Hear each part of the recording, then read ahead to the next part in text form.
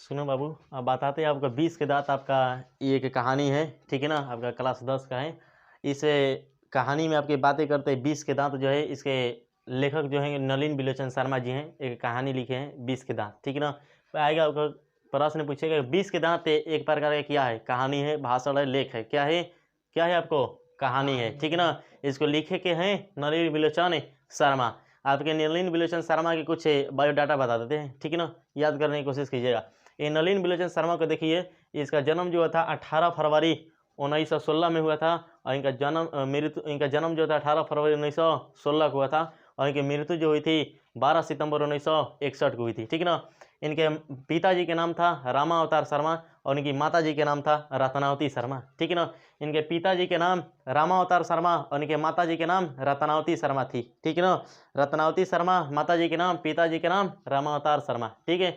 और ये इन्होंने जो थे कुछ रचनाएं किए थे, कुछ ग्रंथ लिखे थे, ठीक है। इनके 20 के जो दांत है एक ग्रंथ से लिया गया है, 20 के दांत और उनकी कहानियां एक प्रकार ग्रंथ लिखे थे। उसी कहानियां 20 के दांत और कहानियां तथा उनके जो कहानियां थी 20 के दांत और कहानियां, उसी ग्रंथ से इनके 20 के दांत कहानियां लिया गया है, ठीक है ना। ये 20 के दांत इनका जन्म स्थान जो था पटना के बदरघाट में हुआ था। इनका जन्म जो था पटना के बदरघाट में हुआ था। और बातें सुनते हैं, इस कहानी में बातें किस बात पर टिप्पणी की हैं, किस बातों की आलोचना की है, ठीक है ना। देखिए ये बात है बेसिकली आपके, जिस तरह से डॉक्टर भीमराव अंबेडकर जो थे श्रम विभाजन की बातें किए थे, किस तरह से जातियों के आधार पर श्रमों का विभाजन किया गया, किस तरह से ठीक है या ठीक नहीं है, उसकी बातें किए थे। तो उसी तरह से इन्होंने नलिन बिलोचन शर्मा जो है 20 के दांत कहानी में बातें बताई हैं।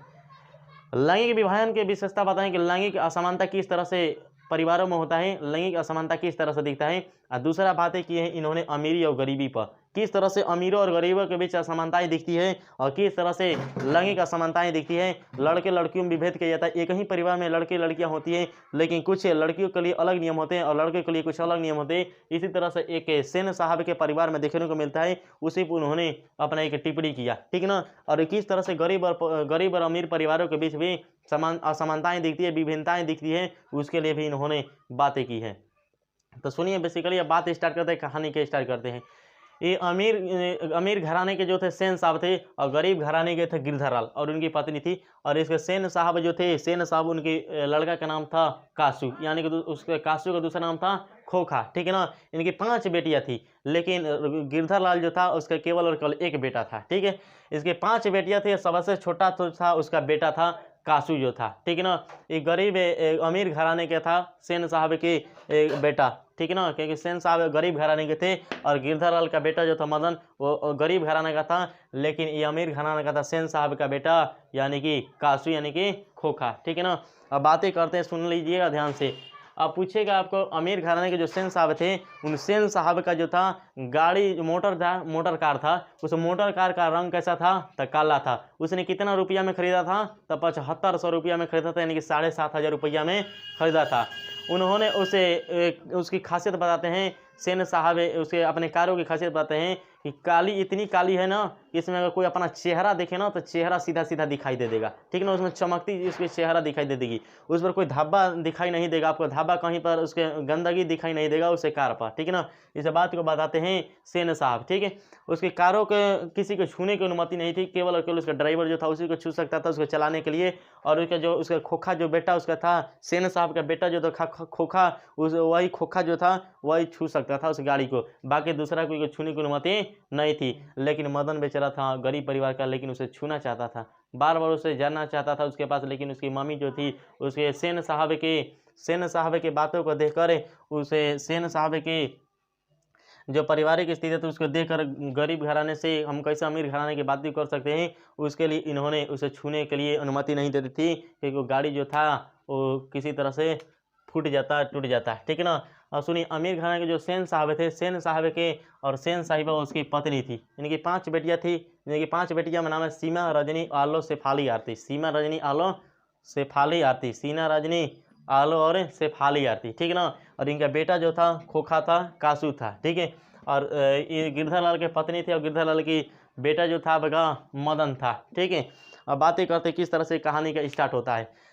तो सेन साहब का जो बेटा था खोखा, इसको कहते हैं कि धीरे धीरे चलता रहता है, कहानी का पलट चलते रहता है।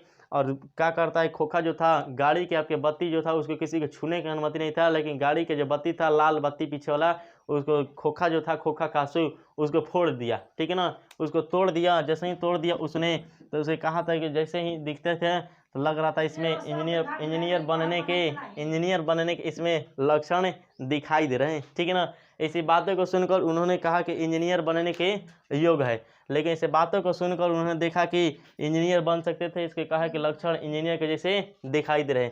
लेकिन वहीं अगर मदन इसे को छूता था तो कहते थे कि लग रहा है कि डाकू चोर गुंडा की तरह दिखता है, उसको शिकायतें करने के मिलते थे, ठीक है। ऐसी बातों को करते हुए सेन साहब अपने बेटा खोखा की बड़ाई करते हैं, और बड़ाई करते करते धीरे धीरे उसको इंजीनियर बनने के लक्षण बताते हैं। फिर इसी तरह से कुछ बातें चलती रहती है। फिर खोखा होता है, मदन जो होता है आपका गिरधर लाल का जो बेटा होता है, उसको खेलने की चाह रखता है और अपने उसे मोटर कार के पास जाता है, कहता है अपने मम्मी से, अपनी मम्मी मतलब उसके गिरधर लाल की पत्नी से, तब कहता है कि इसको हमको छूना चाहते, उसको टच करना चाहते, लेकिन उसकी जो मम्मी थी, गिरधर लाल की पत्नी जो थी, उसको छूने नहीं देती थी। जानते थे कि सेन साहब की जो गाड़ी है वो महंगी है, किसी को छूने की अनुमति नहीं थी, ठीक है ना, जिसके कारण से उसे छूने नहीं दिया जाता, जिसके कारण से गरीबी की अहमियत को दिखाते हुए अमीरी की किस तरह से विभिन्नताएं हैं, किस तरह से समानताएं इसको दिखाया जा रहा है, ठीक है ना। लेकिन इसके जो लड़कियां थी, सेन साहब की पांचों बेटियां थी, इसे भी उस गाड़ी को छूने की अनुमति नहीं थी। सिर्फ और सिर्फ छूने की अनुमति किसको थी, खोखा को थी, यानी कि कासू की थी। यही आपके छू सकता था, बाकी इसके घर में कोई नहीं छू सकता था। यानी कि लड़कियों के लिए अलग नियम थे और लड़कों के लिए अलग नियम थे। उसके लड़कियों के लिए घर में अलग नियम थे, पढ़ने के लिए, शिक्षा के लिए, खाने के लिए, पीने के लिए, हंसने के लिए, बातें करने के लिए, हर तरह के अलग अलग नियम बने थे। लेकिन लड़का के लिए कोई नियम नहीं बना था, उसके लिए अलग तरह के नियम थे। इस तरह से लैंगिक असमानता को दिखाते हुए इसे सेन साहब के परिवारों में दिखता है। इस तरह से मदन जो था अपनी गरीबी को देखकर और उसके अमीरी को दिखाते हुए खोखा के, इस तरह से वह गाड़ियों को छू नहीं पाता था, ठीक है ना। फिर इसी तरह से बातें होती रहती है, तभी जाकर मदन जो था अपना लट्टू खेल रहा था गली वाले गर्दे वाले गली में, तब उसी गली में जाता है आपका कौन, खोखा जाता है, खोखा कासू जाता है और वहाँ पर उसे खेलने की लट्टू कोशिश करता है। लट्टू खेलने की जाता है तो कहता है मदन से, मदन मुझे लट्टू खेलना है, ठीक है ना, खेलने के लिए बातें कहता है। तो मदन ने बोलता है कि लट्टू तेरे पास है, जा तू लट्टू ले आ। तो उसने कहा, इसी पे बातें वो खिंचा जाता है, तब उसे दोनों एक दूसरे से झगड़ने लगते हैं। इस तरह से जो खोखा है उसे मदन को मार देता है, जिसके कारण से वो क्रोध में होकर उसे सेन साहब के घर, जो उसके पिताजी काम करते थे, और वो खिसिया जाते हैं, जिसके कारण से उन्होंने उसके पापा को धमकी दे दिए, तुम अपना काम करने के लिए कहीं और चले जा, हम तुमको काम पर से हटाते हैं, कि तुम्हारा बेटा जो था मेरे बेटे के साथ इस तरह से हरकतें करता है, जिसके कारण से हम तुमको नहीं रख सकते हैं। इसके बातों को सुनते हुए उनके माता पिता ने, मदन के माता पिता अपने घर में आकर सीधा सीधा बात कर रहे थे, छोटी आवाज़ों में बात कर रहे थे। तब वही मदन जो था घर के अंदर प्रवेश करता है, और रात के समय था, और उसी में खाना शुरू करता है, खाते खाते खा लेता है। तब जाके अपने मम्मी की बातों को सुनता है, और सुनने के बाद उसकी कुछ सुनकर अब सोने के लिए चल देता है। जैसे ही जाता है धीरे धीरे, तो लोटे की आवाज़ सुनाई देती है, जैसे उसके पैर से लोटे लग जाते हैं, लोटे की आवाज़ सुनाई देती है। और तब उसके पिताजी आ जाते हैं, और तब आने के बाद देखते हैं कि मेरा बेटा है, तब उसे मारने की बजाय उसे अपने हाथों से लपेट लेते हैं, और लपेटने के बजाय कहते हैं कि वाह बेटा, तुम्हारे जैसा एक शेर पैदा किया, जिन्होंने एक गरीब होकर तुम अमीर घर के बेटे को इस तरह से दो उसके दांतों को तोड़ डाला, जबकि मैंने उसके घर के बातों को नहीं बोल रहा था, लेकिन तूने उसके दांतों को तोड़ डाला, ठीक ना। इस तरह से बताया गया है कि अमीर के घर से और गरीब के घर से किस तरह की असमानताएं दिखती है, कि गरीब के घर के जो कोई भी रहता है तो अमीर वाले जो होते हैं उसके दबा कर रखते हैं,